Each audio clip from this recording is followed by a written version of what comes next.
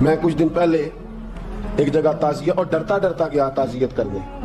پرانے جاننے والے تھے, دوستوں کا رشتہ تھا, تو میں ایک ہی بیٹا تھا, تو وہ مجھے پتا چلا کہ ٹرین ایکسیڈنٹ میں انتقال کر گیا. تو میں ڈرتے ڈرتے گیا کیونکہ معاملہ مشکوک تھا. اور جب میں تعزیت کے لیے اندر پہنچا تو ہمارے جو انکل تھے, جن کا میرے دوست تھے, وہ ان کے کچھ عزیز کہنے لگا کہ حضرت جی آپ کے ساتھ والے باہر جا سکتے ہیں؟ تو میں نے کہا چلے جاتے ہیں. میں دوستوں کو گاڑی میں بھیج دیا, اور جب میں نے اس سے بات چیت کی, کہنے لگا میرا بیٹا ایکسیڈنٹ تو میں نے بنایا, وہ تو خودکشی کر کے مرا ہے. شادی کے 11 سال بعد خدا نے ایک بیٹا دیا تھا, اور مجھ سے غلطی یہ ہوئی, میں نے کہا میرے بیٹے کو تکلیف کوئی نہ آئے. اس کے منہ سے جو نکلا میں نے اسے دیا, جو اس نے مانگا میں نے دیا. کہتا ہے جو شخص 16,000 مہینے کا کمائے اور بیٹے کو 40,000 کا موبائل خرید کے دے, کہتا ہے میں نے ہر سہولت اسے دی. پھر ایک امیر کی لڑکی سے یونیورسٹی میں پڑھتے ہوئے اس کا تعلق بنا. بچی کے میسج بھی میں نے اپنے موبائل, اس بچے کے موبائل میں دیکھے, اور اس لڑکے نے جو میسج سینڈ کیے وہ بھی میں نے دیکھے. پھر میں گھر پہنچ گیا, میں نے بیٹے سے منتیں کی کہ بیٹا وہ ہمیں رشتہ نہیں دیں گے, ہماری برادری بھی چھوٹی ہے اور ہمارے جیب میں پیسے بھی کوئی نہیں. پھر میں ان کے گھر گیا, بیٹا نہ مانا, اور میں نے اس شخص کو بلا کے کہا تیری بیٹی کے میسج ہے, خدا را خیال کر, اور تیرے تو 7 بچے ہیں, میری گود میں تو ایک ہی پھول کھلا ہے, میں کدھر جاؤں, خیال کر. اس نے کہا دوبارہ تو نے نام لیا تو ایسے کیس میں باپ بیٹے کو پھنساؤں گا کہ ساری زندگی نکل نہیں سکو گے. نے کہا میں نے بیٹے سے کہا کہ بیٹا میں نے پگڑی تک رکھی ہے پر مجھے رشتہ نہیں ملا, تو باز آ جا. کہنے لگا 3 راتیں میرا بیٹا سویا نہیں, اور مجھے کہنے لگا حضرت جی وہ 4تھی رات سویا ہے تو دوبارہ اٹھا نہیں. مجھے کہنے لگا مجھے اجازت دو کہ میں اس بیٹی کو بھی قتل کر دوں اور اس کا باپ بھی قتل کر دوں, میرا تو گھر اجڑ گیا نا.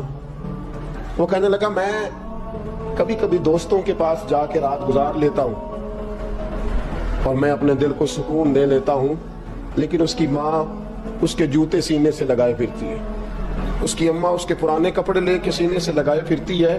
کہنے لگا حضرت جی کوئی کوشش کرو, کوئی دعا کرو کہ اللہ مہربانیاں کرے. میں کہہ تو نہیں سکا ان سے, لیکن میرے دل میں خیال آیا کہ کس نے کہا تھا کہ بچہ یونیورسٹی میں کو ایجوکیشن میں داخل کراؤ, کس نے کہا تھا کہ اس کے ہاتھ میں آگ کا انگارہ دو. میرے دوست, آپ تیز آگ جلا کے اس کے قریب مکھن رکھو, اور پھر مکھن سے کہو کہ ڈلنا نہ, پھر مکھن سے کہو کہ پگھلنا نہ. بھئی تیز آگ قریب جلا دی اور تو کہتا ہے پگھلنا, یہ کیسا ممکن ہے؟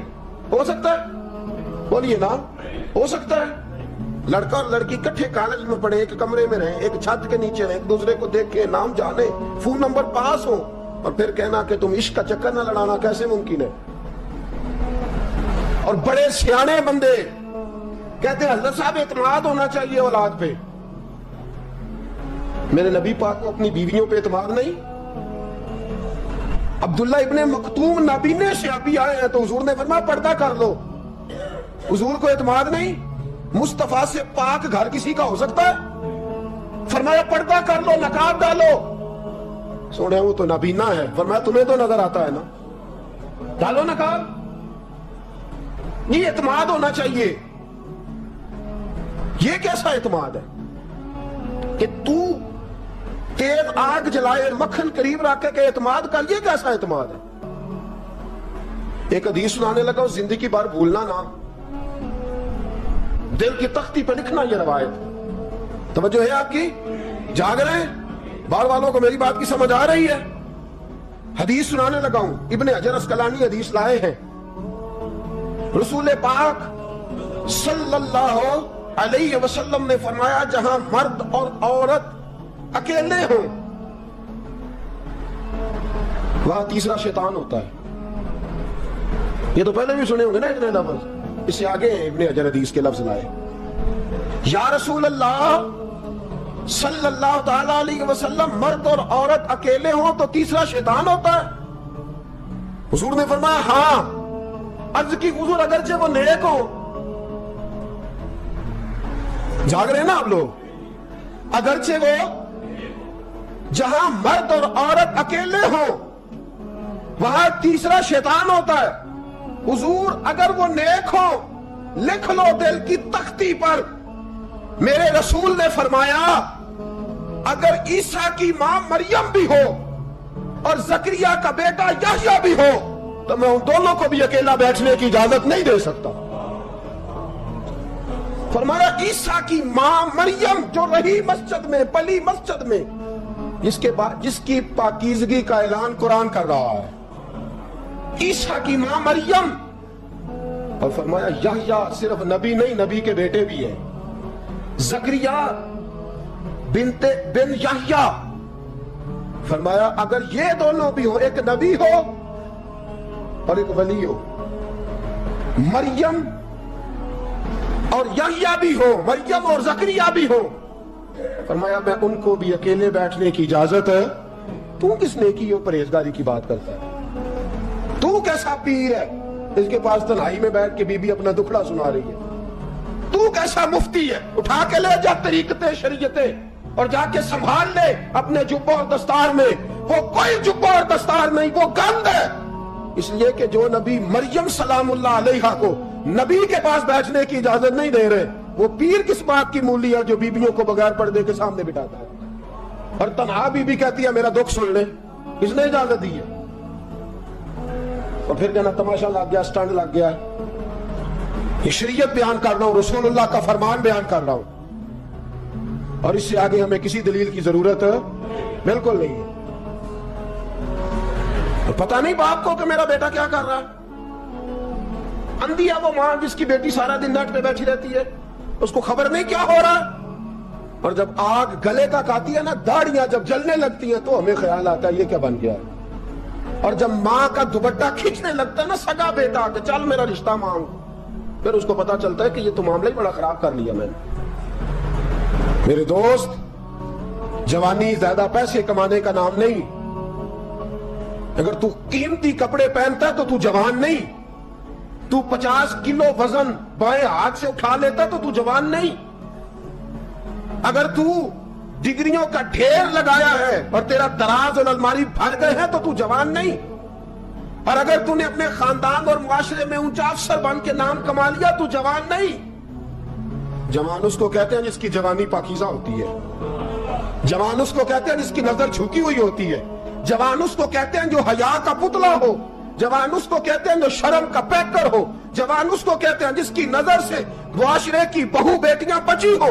جوان وہ ہوتا ہے, جوان بھی ہو پاکیزہ بھی ہو, جوان وہ ہوتا ہے کہ میرے رسول پاک نے فرمایا صبح قیامت اللہ عرش کے سیدھے جانب جوان کھڑا کرے گا. 30 سال کا جوان, چڑھتی جوانی, خوبصورت آنکھیں, روشن چہرہ, اس کا وجود طاقت والا. نبی آگے بڑھ کے پوچھیں گے یا اللہ یہ کون ہے جو تیرے دائیں جانب کھڑا ہے؟ اللہ فرمائے گا یہ وہ جوان ہے کہ خوبصورت عورت نے اسے کہا تھا میرے ساتھ منہ کالا کر لے, پر اس نے نظر جھکا کے کہا تھا انی اخاف اللہ. نہ بھائی میں تو اپنے اللہ سے ڈرتا ہوں. فرمایا یہ پاک جوانی والا ہے, یہ حاجی نہیں, نمازی نہیں, یہ ولی نہیں, یہ صوفی نہیں, یہ وہ نہیں جو غوث زماں ہو, قطب دورہ ہو, پیر طریقت نہیں, مفتی وقت نہیں. یہ خالی جوان ہے پر پاک جوانی لے کے آیا ہے. یہ خالی جوان ہے پر پاکیزہ جوانی لے کے آیا.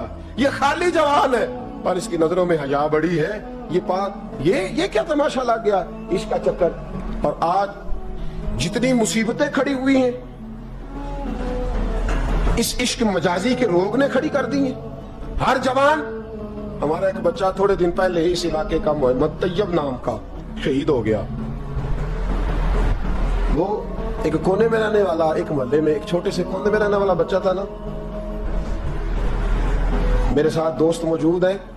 صبح سے لے کر ساری رات میں افسوس کرتا رہا میں جنازے میں کیوں نہیں گیا, میں جنازے میں کیوں نہیں گیا. وہ بچہ پاک فوج کا وہ شہادت اختیار کر گیا تو فخر سے سر بلند کر گیا اپنا. لیکن جو بی بی کے لیے ساری رات روتے رہتے ہیں وہ شہید ہو سکیں گے؟ جو ساری رات ٹھنڈ میں کھڑے ہو کے عورت کے ساتھ گفتگو کرتے رہتے اور جو سارا دن دل میں گند رکھتے ہیں بی بی کے لیے, ان کے ہاتھ میں تلوار آئے گی؟ یہ بہو بیٹیوں کی عزتیں بچا سکیں گے؟ آفیہ صدیقیہ जेलों में जल गई अमेरिका की, और वो जब भी खत लिखती थी कहती थी कोई मोहम्मद बिन कासिम नहीं बचा, वो कहती थी कोई शहाबुद्दीन गौरी नहीं बचा। और वो जब भी, अब तो खैर उसका ज़हनी तवाज़ुन ही काम करना छोड़ गया, वो बीबी जब भी खत लिखती थी ना अहले पाकिस्तान को, तो कहती थी पाकिस्तान वालों बताओ, क्या तुम्हारे अंदर कोई भी खालिद बिन वलीद का मानने वाला नहीं? क्या कोई नहीं तुम्हारे अंदर जो अली के नाम का नारा लगाने वाला हो? कोई नहीं बचा जो फारूक आजम की सीरत को फॉलो करने वाला हो? कोई लाओ जिसके हाथ में तलवार हो और मुझे समझ आए कि ये वो है जो हसन और हुसैन का नाम लेने वाला है। कोई नहीं बचा, इसलिए कि गंदगी दिमाग में, गंदगी दिल में, गंदगी रूह में तो इस काम के लिए आया था।